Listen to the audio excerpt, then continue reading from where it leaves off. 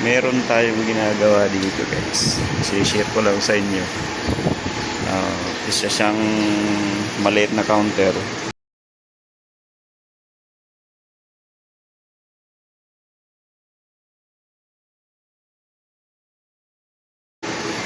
Para sa kiosk shop ng Giordano. Maliit lang siya. 60 by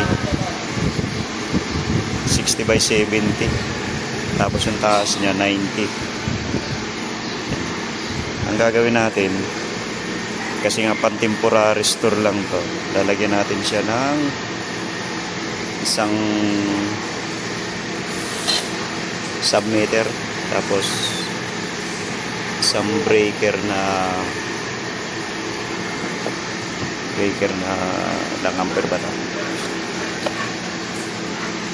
20 amperes na breaker. Tapos lalagyan din natin siya ng outlet. Ito, 3 piraso. Ayan. Bali, binutasan ko na siya. Ayan. Gagamit ako ngayon ng number 12 na Royal Bird. 3.5 po yan. Ibig sabihin 3.5 mm, number 12. Tapos kakabit natin dito yung mga outlet. Ayan. Pagkatapos i-wiring ko na rin. Ayan. Kabit ko lang yung mga outlet guys.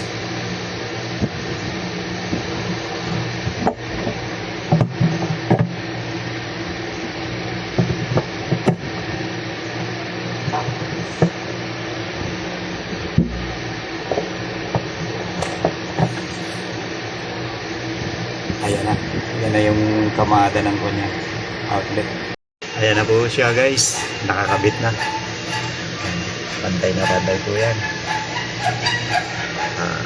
Ang susunod po natin gagawin, iwa-wiring po yan sa likod.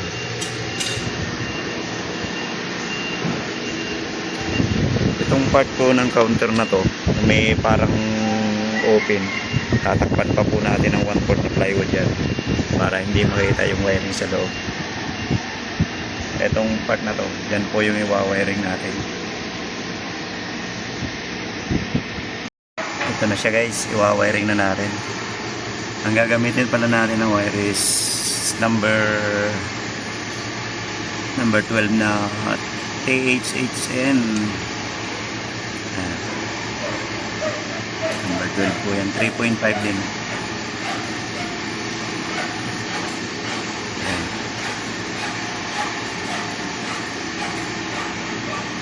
Ayan na po guys ang connection nya. Itong isang outlet na to, i-jump natin papunta rito. Tapos ito rin ganito. Itong part na to, yun dito, ganun din ang gagawin natin sa nauna. Tapos ito ring sa baba, ganun din ang gagawin. Ayan na po guys, tapos na nating lagyan ng jumper lahat. Ang gagawin natin, next nating move, itong extra na to, butas, ito. I-jump natin yan papunta rito sa kabila. Ayan, dito. Ayan. Tapos itong out na to rito, dito na naman natin i-connect. Ayan, dito sa ibabang outlet.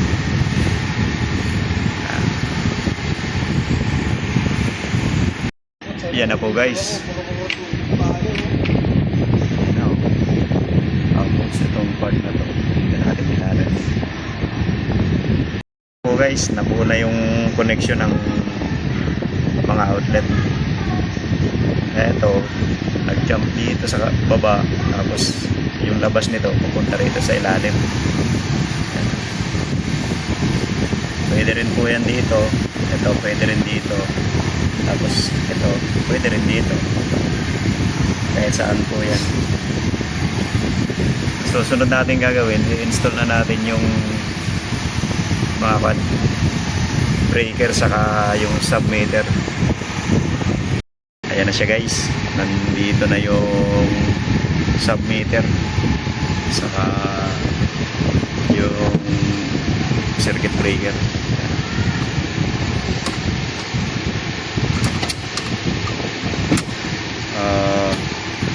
Itong circuit breaker pala may kasama na siyang isang universal na outlet 1 gang. Ayan o, natanggal pa nga.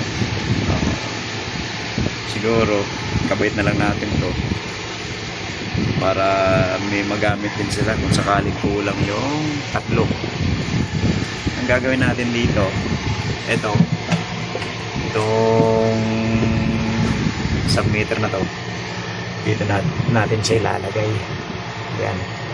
Tapos ito siguro dito na natin itatabi.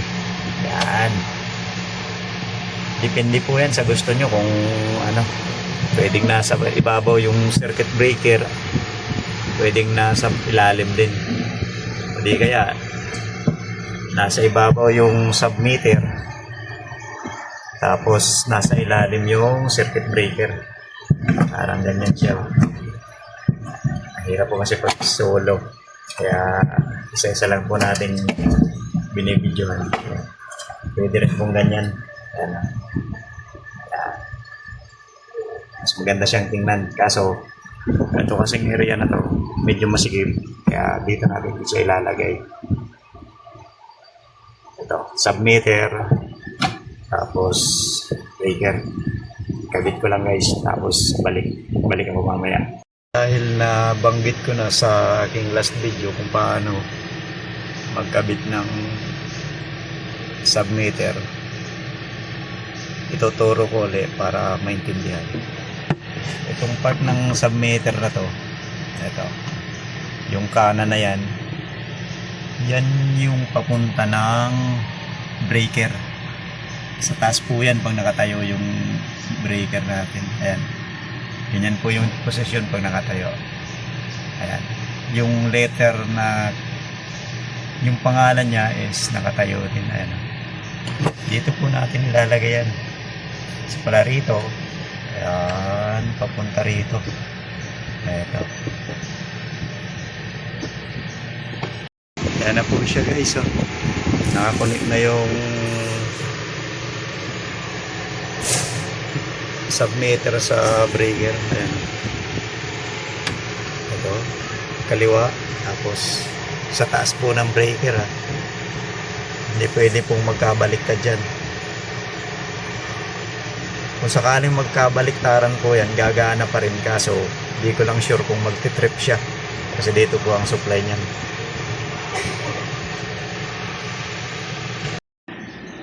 Ito na po siya guys, itong wire na to. Ayan. Tapos dito natin siya isasalpak. Ayan. Yan na po yung magiging supply ng mga outlet na yan.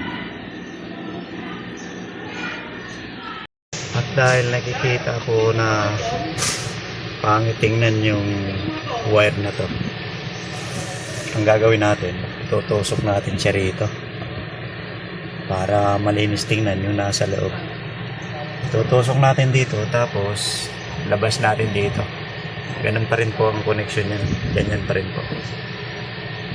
Ililigpit ko lang, kumbaga palilinisin ko lang yung connection niya. Ayan na po siya guys, tinusok ko na. Bali dito po yan lalabas. Ito, dito sa part na to. Yan, bubutasan ko po yan, tapos palulusutin yung wire. Ayan na siya guys, nakalusot na yung wire. Ngayon ibabalik natin siya rito. Ayan, dito yan.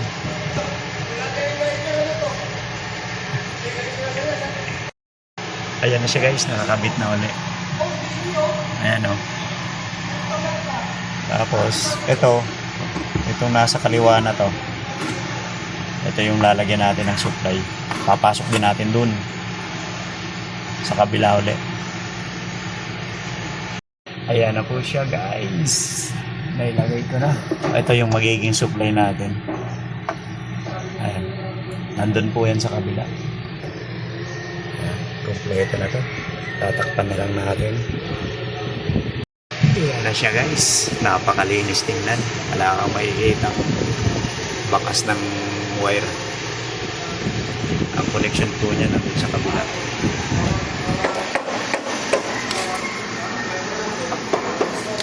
Ayan. Ayan. Ayan.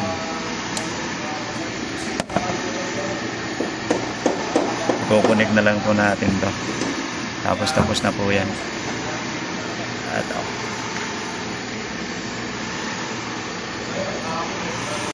Ayan na siya guys. Kompleto na. Nakaayos na rin siya. Ayan. Dilusot ko na dito sa gilid para pag sinet up namin sa mga mall, ready to splice na lang. Ayan. Tapos, ang susunod nito, tatapalan na lang namin itong likod. Tapos na. Pwede na pong pinturahan. Salamat sa panonood.